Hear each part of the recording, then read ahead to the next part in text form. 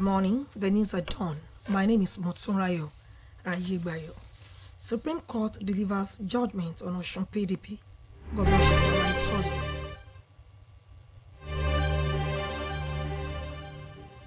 Edo declares 24-hour curfew in Benin metropolis.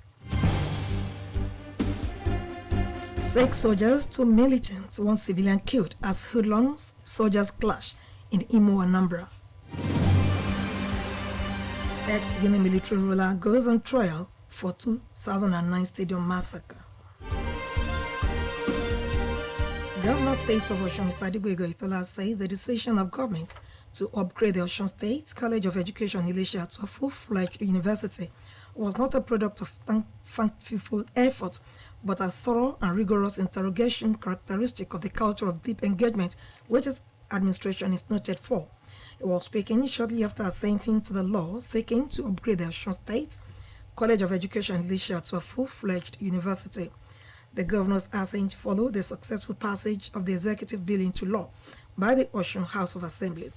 According to him, the proposed university has been carefully conceived as a thoroughly entrepreneurial and innovative institution that will be funded through a mix of sources such as the government, community, industry, and other stakeholders without exerting unnecessary pressure on the finances of the state. While receiving the copies of the university establishment law from the governor after his assent, Speaker Osun House of Assembly Honorable Timothy Oweye noted that the signing of this bill into law is a new dawn in the entire Ijese land in particular and the state in general. Also speaking, the chairman, implementation committee of the proposed university, Professor Oluwaina, applauded Governor Oyetola for the swift response, saying the signing will give the committee enablement to continue to conclude the implementation process.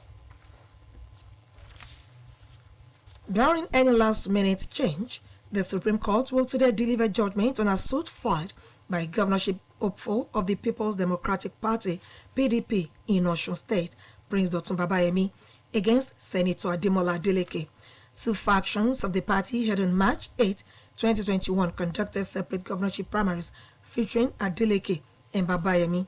While Babayemi was declared the winner of the primary election held at the Children and Women Development Center in Osogbo, the primary election held at Osogbo City Stadium and backed by the PDP National Working Committee produced Adeleke.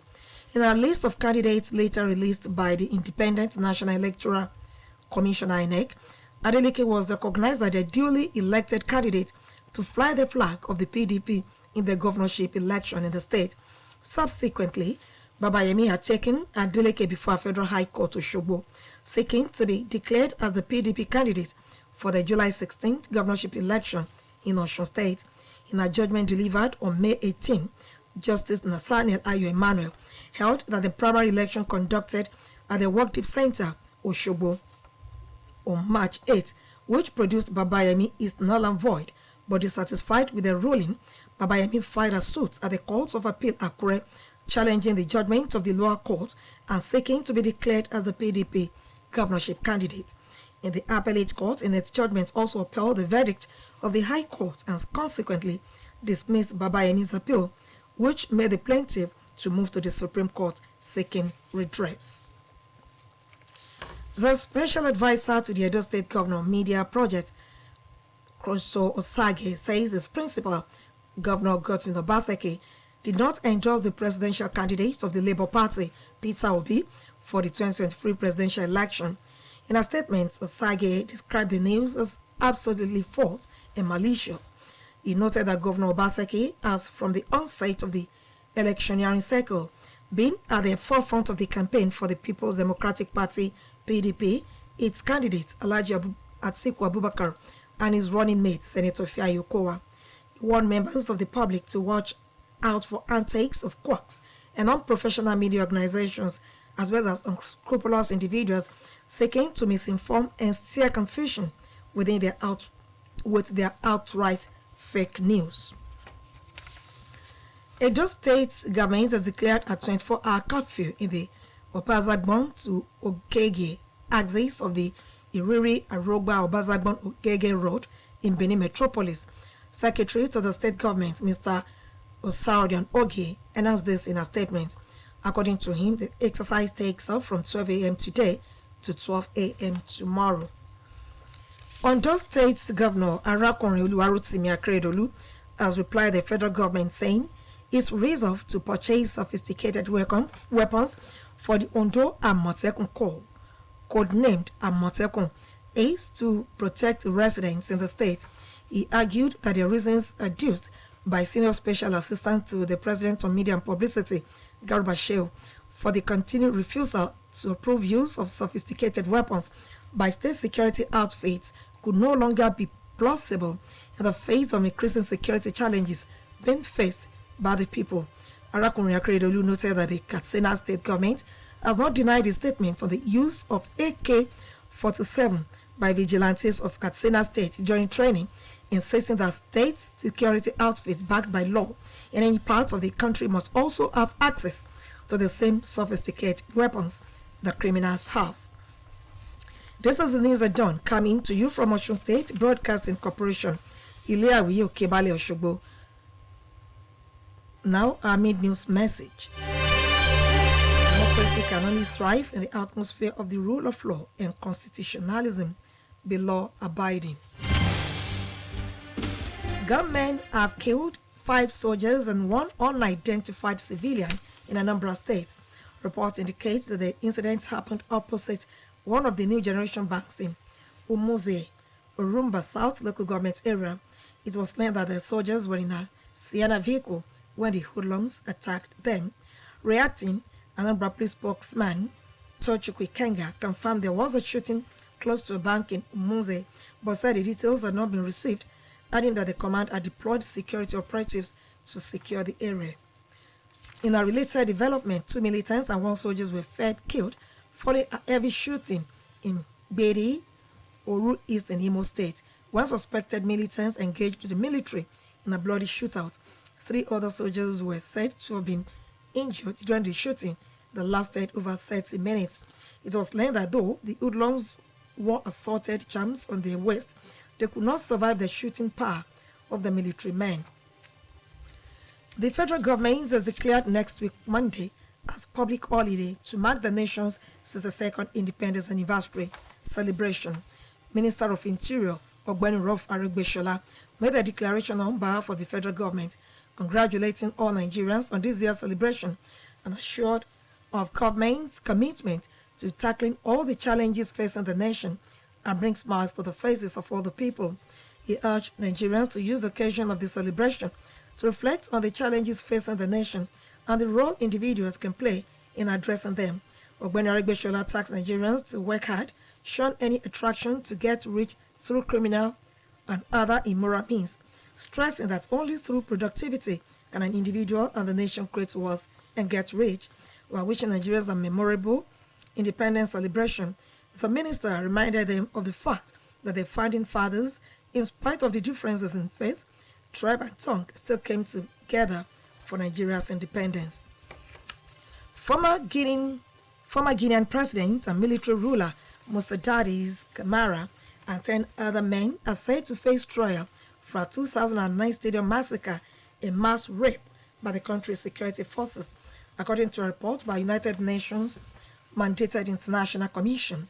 The 11 men have been indicted for their responsibility in the killing of more than 150 people and the rape of more than 100 women in the capital, Conakry. Camara came to power through a military coup in 2008, and on September 28, 2009, tens of thousands of pro-democracy demonstrators held a protest in the stadium to pressure Camara not to stand for election as president of Guinea the following year. Numerous testimonies report how the presidential guards, Red Beret, police officers, and military men entered the stadium around noon, cornered off the exit, and opened fire indiscriminately on a crowd that had previously been festive. To end the news at dawn, here again are the major points. Bearing any last-minute change, the Supreme Court will today deliver judgment on a suit filed by governorship hopeful of the People's Democratic Party (PDP) in Osun State, Prince Dotun Babayemi, against Senator Ademola Adeleke. The Edo State government has declared a 24-hour curfew in the Obazagbon to Okehe axis of Iriri Erogba Obazagbon Okehe Road in Benin Metropolis. Government have killed 5 soldiers and 1 unidentified civilian in Anambra State, just as 2 militants and 1 soldier were feared killed.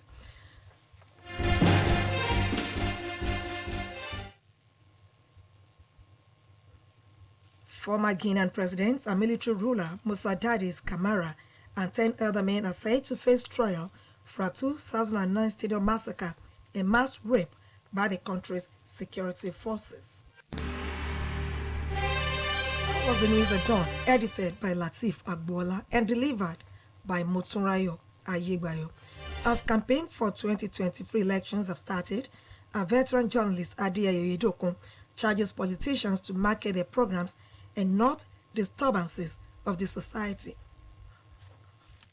Electioneering campaign is a platform for political parties participating in an election to present and market their manifestos and the candidates that will flag their flags in an election. It is a channel of communication between the political parties and electorate whose mandates are needed by contestants at the poll to qualify for political office. This makes electioneering campaigns statutorily mandatory and significant part of electoral process. For this reason, the Independent National Electoral Commission (INEC) has released timetable for the 2023 elections fixing September 28, 2022 for the commencement of campaigns for the presidential and National Assembly elections, while October 12, 2022 are for governorship and state houses of assembly campaigns. The commission recalled that in the past elections, politicians, their political parties and supporters digress from issue-based campaigns to launch personal attacks on opposing parties and candidates based on religion, ethnic and other sentiments. From records, other major stakeholders are always worried. For example, the Inspector General of Police, Usman Baba, through the first Public Relations Officer, CSP Muyiwa Adejobi, warned politicians and their supporters against engaging in hate speech and cyberbullying and the use of media against opponents. Just a few weeks ago, former military head of state, retired General Abdusalami Abubakar, former President Goodluck Jonathan, and the Catholic Bishop of Sokoto Diocese at a conference in Abuja spoke on the significance of non-violent polls. What can be deduced from the above is the need for peaceful elections in 2023. Going back to history, a number of people have lost their lives, others maimed, while properties were destroyed in their quest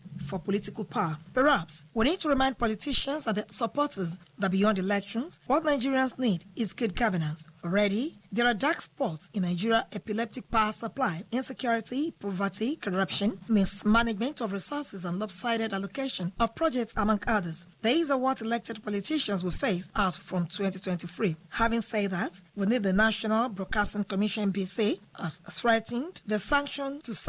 Having said that, we need the National Broadcasting Commission (NBC) to sanction electronic media that allow politicians to attack their opponents on their various channels. Media practitioners have a responsibility to ensure that peace prevails during political campaigns. In fact, the media should set agenda for good governance in Nigeria. We also need to caution social media on what they post on their platforms. The society belongs to us all, and collectively, we must build it in love and unity, no matter who and which parties win in the 2023 elections. To be forewarned is to be forearmed. That news talk by a veteran journalist, Adiayo Yedokun, charged politicians to market their programs and not disturbances of the society as campaigns for 2023 elections are formally started. For more about us, you can visit www.osbcng.org. Thanks for listening to the news at dawn. Good morning. Ìròyìn ní KUTUAI rèé o lórí rédíò Ọ̀ṣun. Ìròyìn ní KUTUAI rèé o lórí rédíò Ọ̀ṣun.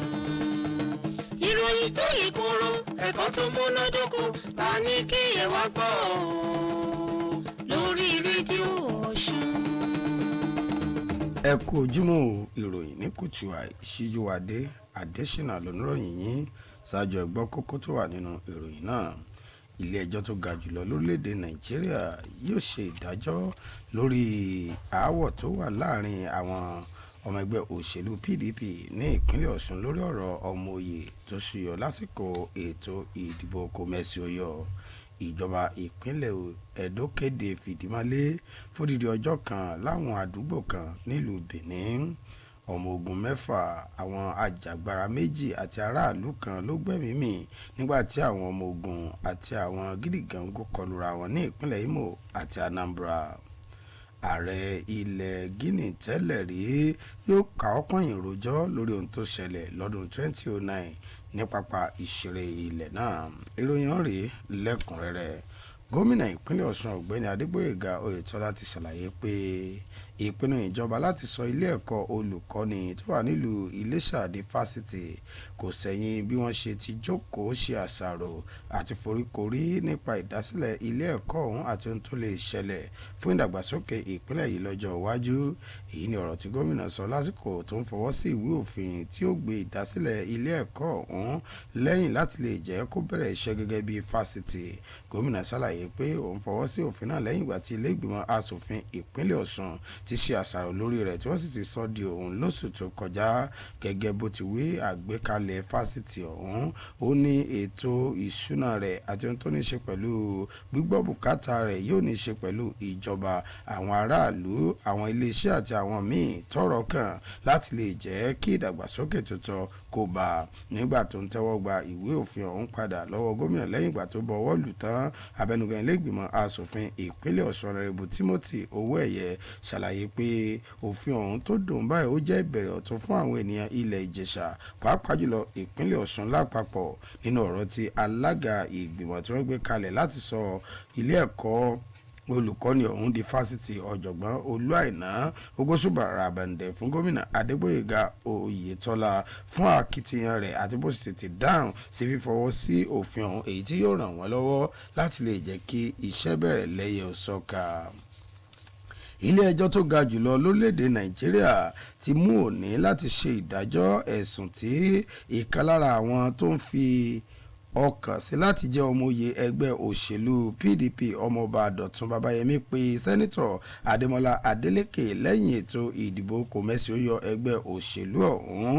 Igun méjèèjì nínú ẹgbẹ́ òṣèlú PDP ló ṣe ètò ìdìbò kòmẹ́sì ó yọ ní ọjọ́ 8 oṣù kẹta ọdún 2021, èyí tí wọ́n sì ṣe ní ọ̀tọ̀ọ̀tọ̀ níbi tí igun méjèèjì ti kéde Adélékè tí wọ́n sì kéde Babayẹmí gẹ́gẹ́ bí ọmọoyè, àmọ́ nígbà tó yá àjọ elétò ìdìbò gba orúkọ Adémọ́lá Adélékè gẹ́gẹ́ bí ọmọoyè fún ẹgbẹ́ òṣèlú PDP. Èyí gan ló mú kí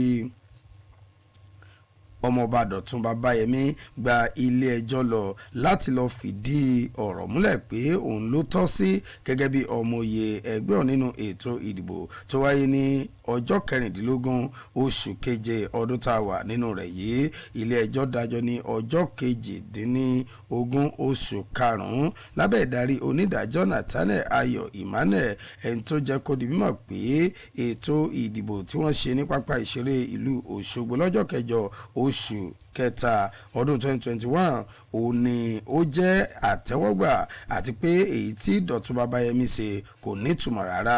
Èyí gan ló jẹ́ kí ọmọọba Dọ̀tun Babayẹmí tó lọ ilé ẹjọ́ kòtẹ́milọ́rùn nílùú Àkúrẹ́ tí ọ̀rọ̀ sì tún rí bẹ́ẹ̀ nígbà tí wọ́n dé ilé ẹjọ́ ọ̀hún.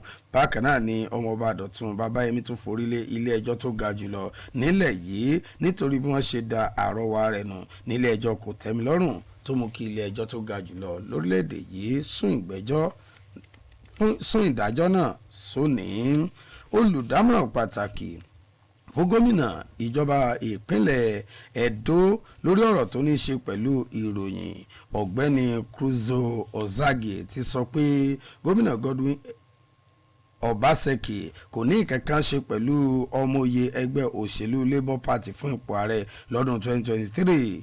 Ó jẹ́ kó di mímọ̀ nínú àtẹ̀jáde ọ̀hún pé irọ́ tó jìnnà sóòótọ́ ni àwọn ìròyìn tó ń já rìnrìn lẹ̀, pẹ̀lú àlàyé pé gómìnà Obaseki gbọ̀ngbọ̀n ló wà lẹ́yìn olùdíje ẹgbẹ́ òṣèlú PDP Alhaji Atiku Abubakar àti igbákejì rẹ̀ sẹ́nitọ̀ Ifeanyi Okowa.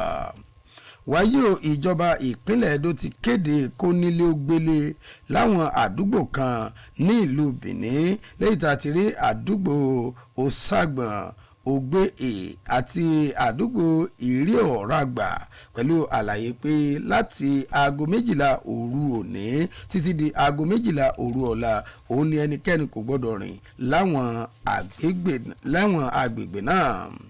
gómìnà ìpínlẹ̀ Ondo ọ̀gbẹ́ni arákùnrin Akérédolú ti jẹ́ kó di mímọ̀ pé òun fẹ́ ra ìbọn fún àwọn ikọ̀ àmọ̀tẹ́kùn ní ìpínlẹ̀ òun láti lè dáàbò bo àwọn aráàlú tó ń ṣe àkóso lé lórí.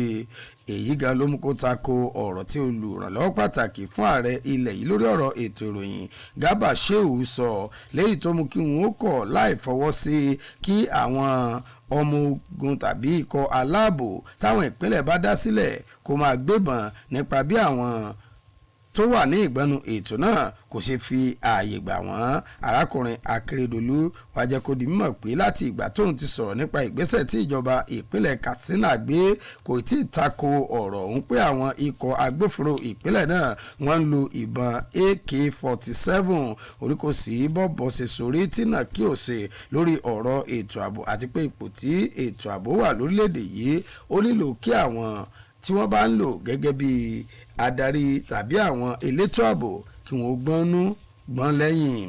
Rédíò Ọ̀ṣun alóore ìwọ̀ oòrùn ilẹ̀ Nàìjíríà láti ń ròyìn ẹgbọ́ iṣẹ́ pàtàkì tá a ní fún yín. Ìjọba àwa ara wa lè gbòòrò tá a bá tẹ̀lé àwọn òfin tó rọ̀ mọ́. Àwọn tó dì hámọ́ra ti pa ọmọ ogun 5 àti ẹnìkan tó jẹ́ aráàlú tẹnikẹ́ni ò tí ì mọ̀ báyìí ní ìpínlẹ̀ Anambra. Ìròyìn fìdí ẹ̀ múlẹ̀ pé ìṣẹ̀lẹ̀ ọ̀hún ṣẹ̀ ní ìdojúkọ báǹkì ìgbàlódé kan ní ìlú Umueze ní ìjọba ìbílẹ̀ gúúsù Orumba, níbi tí ìròyìn ti jẹ́ kó di mímọ̀ pé inú ọkọ̀ Sienna òun ni àwọn ọmọ ogun ọ̀hún wà kó tó di pé àwọn gídígànkù ọ̀hún kọlù wọ́n. Nígbà tó ń sọ̀rọ̀ lórí ìgbésẹ̀ yìí, alukoro iléeṣẹ́ ọlọ́pàá ní ìpínlẹ̀ Anambra Chukwu Ikenga fi ìdí ìṣẹ̀lẹ̀ ọ̀hún múlẹ̀ pẹ̀lú àlàyé pé lóòótọ́ ó ní ìró ìbọn kíkà ṣẹlẹ̀ lẹ́gbẹ̀ẹ́ báǹkì náà, àmọ́ àwọn kò tí ì rí àkọọ́lẹ̀ tó ní í ṣe pẹ̀lú pé ènìyàn bá ìṣẹ̀lẹ̀ ọ̀hún rìn, ṣùgbọ́n àti kó àwọn agbófinró sọwọ́ sí agbègbè ọ̀hún báyìí. Ènìyàn 2 léyìí tí wọ́n jẹ́ ọmọ ikọ̀ gídígànkù àti ọmọ ogun kan òun ló di èrò ọ̀run nígbà tí ìdojúìbọn kọra ẹni tó ṣẹlẹ̀ nílùú Gbìdí ní ìjọba ìbílẹ̀ ìlà oòrùn Òru ní ìpínlẹ̀ Imo.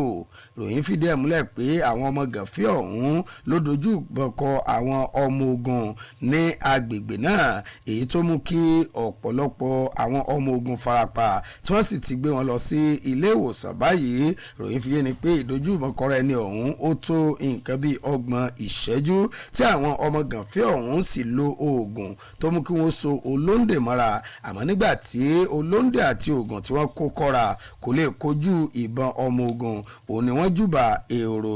Nígbàtí alukoro iléeṣẹ́ ọmọ ogun ilẹ̀ ìlágbègbè náà Joseph Akobo tó ń bá àwọn oníròyìn sọ̀rọ̀, ó ní ìṣẹ̀lẹ̀ ọ̀hún ó ní àwọn gídígànkù ọ̀hún mọ̀ọ́mọ̀ wá fi kọlu ibùdó ológun tó wà ní Gbìndé, àmọ́ tí àwọn tó farapa báyìí ti ń gba ìtọ́jú. Ìjọba àpapọ̀ ti kéde ọjọ́ ajé ọ̀sẹ̀ tó ń bọ̀ gẹ́gẹ́ bí ìsinmi lẹ́nu iṣẹ́ fún gbogbo ènìyàn lórílẹ̀‐èdè Nàìjíríà láti ṣe àjọ̀dún ọdún 62 ìgbòmìnira ilẹ̀ yìí. Mínísítà fọ́rọ̀ abẹ́lé ọ̀gbẹ́ni Rauf Arẹ́gbẹ́ṣọlá ló sọ̀rọ̀ yìí di mímọ̀ nígbà tó ń kí àwọn ọmọ orílẹ̀‐èdè Nàìjíríà kú àyájọ́ òmìnira tó tún kù. Ó rọ̀ wọ́n láti lo àsìkò náà gbàdúrà fún ìṣọ̀kan àti ìfẹsẹ̀rinlẹ̀ orílẹ̀‐èdè yìí. Ààrẹ ilẹ̀ Guinea tẹ́lẹ̀ rí tó tún jẹ́ adarí ọmọ ogun nígbà náà ọ̀gbẹ́ni Musa Dase Kamara àti àwọn 10 míì yóò káwọ́ pọ̀nyìn rojọ́ lórí ohun tó ṣẹlẹ̀ ní pápá ìṣeré ilẹ̀ náà ní nǹkan bíi nínú ọdún 2009 gẹ́gẹ́ bí ìròyìn ṣe fìdí ẹ̀ múlẹ̀. Àjọ ìṣọ̀kan àgbáyé ló wá díẹ̀ lọ́rìn kíni wípé àwọn 11 ló lọ́wọ́ sínú ìṣẹ̀lẹ̀ tí nǹkan bíi 150 ènìyàn tó ti gbọ̀run lọ tí wọ́n sì tún fipá bá àwọn bíi 100 tó jẹ́ obìnrin lò pọ̀. Kamara òun ló gba ìṣàkóso ilẹ̀ náà ní ọdún 2008 pẹ̀lú ìjàgbara àwọn ọmọ ogun, èyí tí ó mú kí àwọn ènìyàn ní ọjọ́ 28 oṣù kẹsàn-án ọdún 2009 péjọ sí pápákọ̀ péjọ sí pápá ìṣeré ilẹ̀ náà láti tako ìgbìyànjú ààrẹ ológun ọ̀hún láti du ipò ààrẹ. Lẹ́yìn èyí ó ní àwọn ọlọ́pàá apanọ́tẹ̀ àti àwọn tó dì hámọ́ra ogun lọ ká àwọn ènìyàn ọ̀hún mọ́ pápá ìṣeré tí wọ́n sì tilẹ̀kùn tó bẹ̀rẹ̀ sí ní yìnbọn sókè kíkankíkan níbi tí ọ̀gọ̀rọ̀ àwọn ènìyàn ti gbẹ́mìí mì. Bẹ́ẹ̀ ni ìròyìn fìdí ẹ̀ múlẹ̀ pé ṣe náà ń gún àwọn ènìyàn lọ́bẹ àti àwọn ìjà olóró. Ká tó parí ìròyìn ní KUTUAI ẹ gbọ́ kókó wọn àti mẹ́nubà lẹ́ẹ̀kan sí i. Òní lónìí jẹ́ fún ẹgbẹ́ òṣèlú PDP ní ìpínlẹ̀ Ọ̀ṣun láti mọ ẹni tó jẹ́ ọmọ òye ẹgbẹ́ náà níbi ilé ẹjọ́ tó ga jùlọ lórílẹ̀‐èdè Nàìjíríà ṣiṣẹ́ tán láti dájọ́ lórí ẹ̀sùn tí Babayemi fi kan sẹ́nitọ̀ Adémọ́lá Adélékè. Ìjọba ìpínlẹ̀ Ẹdó ti ní kí ẹnikẹ́ni ó má rìn láwọn agbègbè kan ní ìlú Benin lónìí sí ọ̀la. Àwọn tó dì àmọ́ra ogun kọlu àwọn ọmọ ogun tí wọ́n sì pa 5 níbi tí àwọn méjì míì lára àwọn ọmọ gírígànkọ́ náà ti gbọ̀run lọ àti ẹnìkan tí ẹnikẹ́ni kò tí ì mọ̀ wọ́n ní ìpínlẹ̀ Imo àti ìpínlẹ̀ Anambra. Ààrẹ ilẹ̀ Guinea tẹ́lẹ̀rí tó tún jẹ́ adarí ológun yóò káwọ́ pọ̀nyìn rojọ́ lórí ohun tó ṣẹlẹ̀ lọ́dún 2009 lágbègbè ọ̀hún. Èrò tí wàá tò ní òun ló sọ nípa bí àwọn olóṣèlú ṣe gbọ́dọ̀ sọ ohun tí wọ́n fẹ́ ṣe fún àwọn aráàlú dípò dídà ìlú rú lásìkò ìpolongo wọn. Adéyẹyè Oyèdòkun tó jẹ́ ọ̀kan lára àwọn àgbọ̀jẹ̀ nídìí iṣẹ́ ìròyìn ló kọ ẹja gbọ̀. Ètò ìpolongo ìbò ṣe pàtàkì nítorí níbẹ̀ làwọn ẹgbẹ́ òṣèlú ti máa ń sọ àwọn ohun tí wọ́n ní lákàá láti ṣe fáwọn aráàlú tí wọ́n bá dìbò fún wọn. Bẹ́ẹ̀ ló tún jẹ́ ibi táwọn olùdìbò àtàwọn ẹgbẹ́ òṣèlú ti máa ń láṣọyépọ̀ lórí àwọn ohun tí wọ́n nílò láti ṣe tí wọ́n bá dìbò wọlé sọ́fíìsì tán. Èyí ló mú ṣe pàtàkì nínú àlàkalẹ̀ ètò ìdìbò ilẹ̀ yìí. Àjọ elétò ìdìbò ilẹ̀ yìí ló ti gbé àlàkalẹ̀ jáde táwọn ẹgbẹ́ òṣèlú gbọ́dọ̀ tẹ̀lé ṣáájú ètò ìdìbò àpapọ̀ tí ó wáyé lọ́dún tó ń bọ̀. Lọ́jọ́ 28 oṣù tá a wà yìí ni wọ́n ní kétò ìpolongo ìbò ààrẹ àtàwọn ọmọ ilé aṣòfin àpapọ̀ bẹ̀rẹ̀ yíká orílẹ̀-èdè yìí nígbà tètò ìpolongo ìbò fún ipò ètò ìdìbò gómìnà àtàwọn ọmọ ilé aṣòfin ìpínlẹ̀ yóò sì gbérasọ lọ́jọ́ 12 oṣù tó ń bọ̀. Àjọ elétò ìdìbò mú wá sí rántí pé látijọ́ ń ṣe làwọn olóṣèlú ẹgbẹ́ òṣèlú àtàwọn alátìlẹyìn wọn máa ń sọ̀rọ̀ kò bá kùn gbé síra wọn dípò kí wọ́n máa sọ àwọn ohun tí wọ́n ní lákàá fáráàlú láti ṣe. Eléyìí ló mú àwọn lájọ tọ́rọ̀ kàn gbọ̀ngbọ̀n máa kọminú lórí èyí. Fún àpẹẹrẹ ọ̀gá àgbà yanyan fún iléeṣẹ́ ọlọ́pàá ilẹ̀ yìí ọ̀gbẹ́ni Usman Baba ẹni tálukoro iléeṣẹ́ náà CSP Múyìwá Adéjọbí sojú fún kìlọ̀ fáwọn olóṣèlú àtàwọn alátìlẹyìn wọn láti yàgò fún ọ̀rọ̀ kòbákùngbé tó fi mọ́ lílo àwọn iléeṣẹ́ ìròyìn láti máa tako ara wọn. Lẹ́nu lọ́lọ́ yìí ni olórí orílẹ̀-èdè yìí tẹ́lẹ̀ rí ajagunfẹ̀yìntì Abdulsalami Abubakar ààrẹ orílẹ̀-èdè tẹ́lẹ̀ rí ọ̀mọ̀wé Goodluck Jonathan àti bíṣọ̀bù ìjọ kátólíìkì kan sọ pàtàkì ètò ìdìbò tí ò lẹ́jà ń bá kàn nínú níbi ìpàdé àpérò kan tó wáyé nílùú Àbújá. Eléyìí tó mú ṣe pàtàkì láti rí pé àlàáfíà jọba lásìkò ètò ìdìbò ọdún tó ń bọ̀. Tá a bá lọ sínú ìwé ìtàn ẹ̀mọye àwọn èèyàn ló ti pàdánù ẹ̀mí wọn tọ́pọ̀ dúkìá sì ṣòfò látàrí làásìgbò ètò òṣèlú tó sì tún yẹ kárán àwọn olóṣèlú àtàwọn alátìlẹ́yìn wọn létí pé ohun táwọn ọmọ ilẹ̀ yìí nílò ni ìṣèjọba rere kì í ṣe ètò ìdìbò nìkan. Kò sí àní-àní pé oríṣiríṣi ìṣòro bíi ìdákúrekú iná ọba kò bá lé ètò ààbò ìṣẹ́ ohun òsì tí máa ń sàn rí tó fi mọ́ ṣíṣe mọ̀gòmọ́gó nípa àwọn àkànṣe iṣẹ́ àtàwọn nǹkan míì ló jẹ́ ohun táwọn olóṣèlú máa kojú láti ọdún tó ń bọ̀ lọ tí wọ́n bá ti dìbò tán. Àwírun àwígbà àjọ tó ń rí sí ètò ìgbóhùnsáfẹ́fẹ́ ti dúnkòokò láti fìyà jẹ èyíkéyìí iléeṣẹ́ ìgbóhùnsáfẹ́fẹ́ tó bá fààyè gba àwọn olóṣèlú láti máa lo iléeṣẹ́ wọn láti máa sọ̀rọ̀ kò bá kùngbé síra wọn. Àwọn òṣìṣẹ́ iléeṣẹ́ ìgbóhùnsáfẹ́fẹ́ làwọn náà lójúṣe láti ṣe lójúnà àti rí pé àlàáfíà jọba lásìkò ètò ìpolongo ìbò kíjọba rere lè wà nílẹ̀ yìí. Bẹ́ẹ̀ la tún nílò láti kìlọ̀ fáwọn tó ń lo ẹ̀rọ ayélujára náà láti máa yiri àwọn ohun tí wọ́n fi sórí ìtàkùn wọn wò dáadáa. Gbogbo èèyàn ló nílò láti fọwọ́sowọ́pọ̀ nínú ìfẹ́ ká sì gbárùkù ti èyíkéyìí ẹgbẹ́ òṣèlú tó bá jáwé olúborí lásìkò ètò ìdìbò ọdún tó ń bọ̀ nítorí ojúṣe gbogbo èèyàn nídàgbàsókè ilẹ̀ yìí jẹ́. Ogun àwítẹ́lẹ̀ ni kì í parọ́ tó bá gbọ́n. Èrò tí wàá tí ẹ gbọ́ tán òun ní àgbà ọ̀jẹ̀ nídìí iṣẹ́ ìròyìn Adéyẹyè Oyèdòkun kọ láti rọ àwọn olóṣèlú rí dájú pé ohun tí wọ́n bá fẹ́ ṣe fún aráàlú ni wọ́n ń sọ dípò dídá omi àlàáfíà ìlú rú.